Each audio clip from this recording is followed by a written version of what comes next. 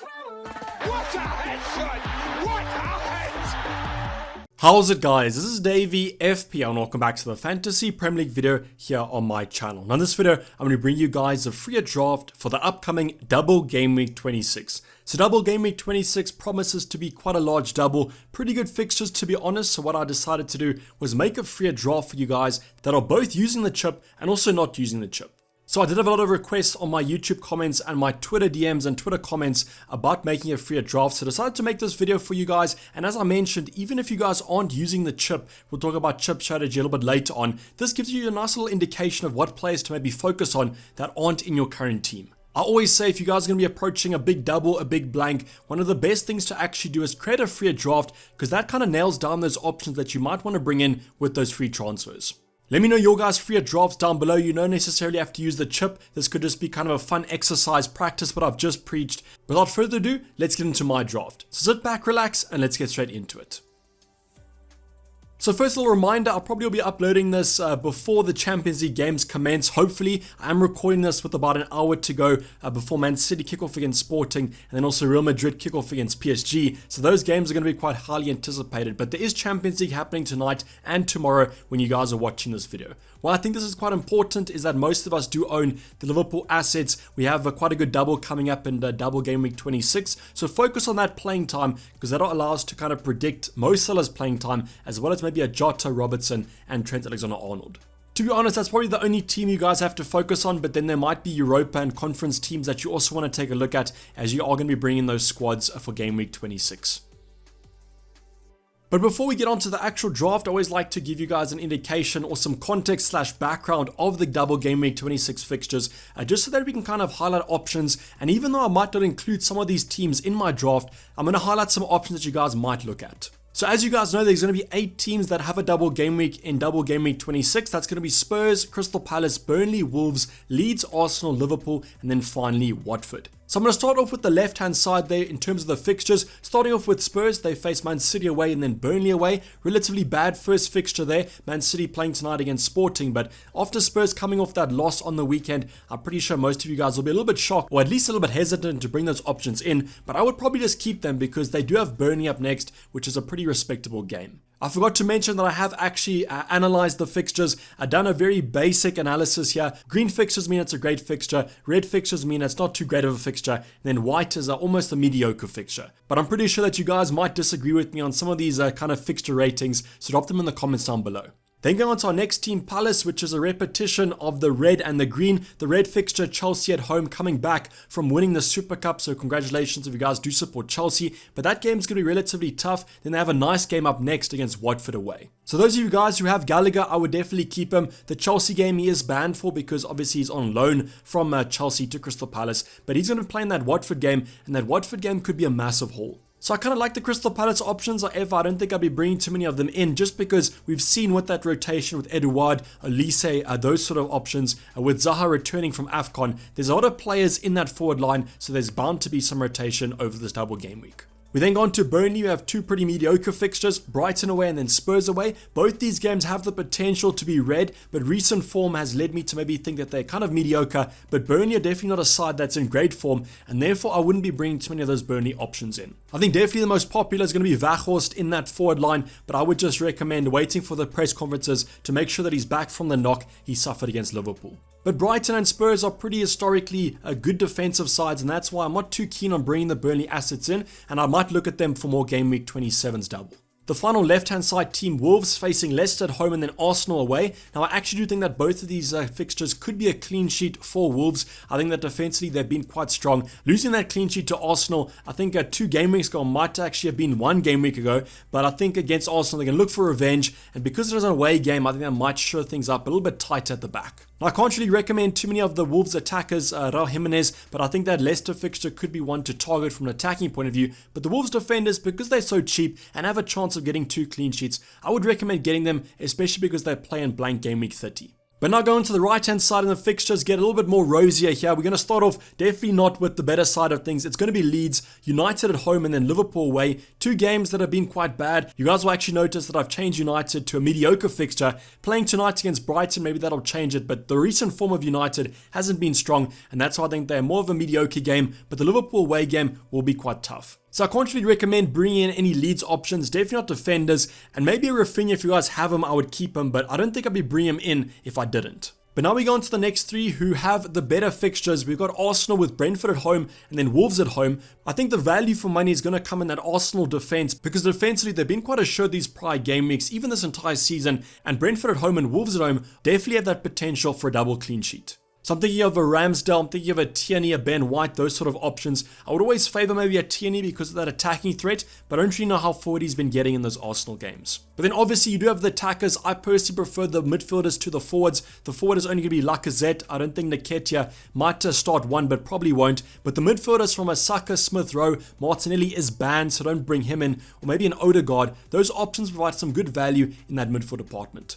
But now going on to the best fixtures definitely of double game week 26, it's going to be Liverpool's Norwich at home and Leeds at home. Now most of us already do own that triple up, but I'm pretty sure most of you will be bringing Mo Salah in, maybe triple captaining him. If you guys are free hitting, probably won't be able to. Just a reminder that you can't use two chips in a single game week. But Norwich at home, Leeds at home, from an attacking side, I really do favor them. But oddly from a defensive point of view, I think these games might be slightly tougher than most people are thinking. Now this might just be because I support Liverpool, so I see maybe the chances they do concede, but I think the Leeds game has the biggest threat to that clean sheet, maybe for a Trent or Robertson. But I mean, definitely the best fixtures in double game week 26, so definitely have that triple up if you guys are going to free it and in your own free transfers for your own FPL team. Then finally going on to the last team, it's going to be Watford. Now on paper, Aston Villa away and Crystal Palace at home are not bad fixtures, actually relatively good ones. But when you consider the form of Watford this season and in the past couple of game weeks, they don't score any goals and they concede quite a few. So though the fixtures might look quite strong, the team is not that good, and that's why I can't really recommend any Watford attackers. But I think if you guys do have them, keep them,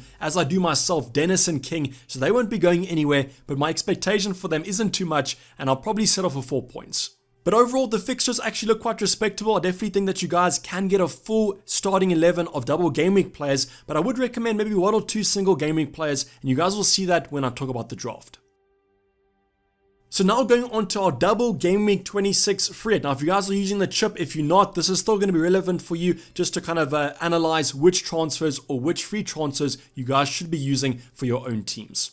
So the first thing I want to get out the way is going to be the bench. Now you guys will see, besides the goalkeeper, my bench has really bad options here. I've opted for a Brandon Williams at 3.9 million and an Amati at 3.8 that both should maybe start, but I do trust Amati maybe to play more than Brandon Williams will because there's been some rotation and some injuries on his side. Then Delap from Man City, my 4.5 strike. You guys can go for any 4.5 you want. None of them are going to start. But why I've gone for this is that with the free hit, I think you guys have to pump the money into the starting 11. And now that we've hopefully got past all these positive tests, I do think a weaker bench may be fine for a free hit. But you guys might disagree with me. That's why I want to talk about this first. Put it out there. If you guys have more value, I'll definitely upgrade my bench to have at least one starting player, as I don't have much faith in Williams, Amati or Delap to get me many points. But now that we've kind of got that out the way, I'm pretty sure there'll be those comments down below saying I need a strong bench. But now that we've spoken about it, let's go on my goalkeeper pairing of Ramsdale and Ben Foster. So actually a little bit of a no-brainer here, if I'm honest. Foster, just a cheap goalkeeper, will play for Watford.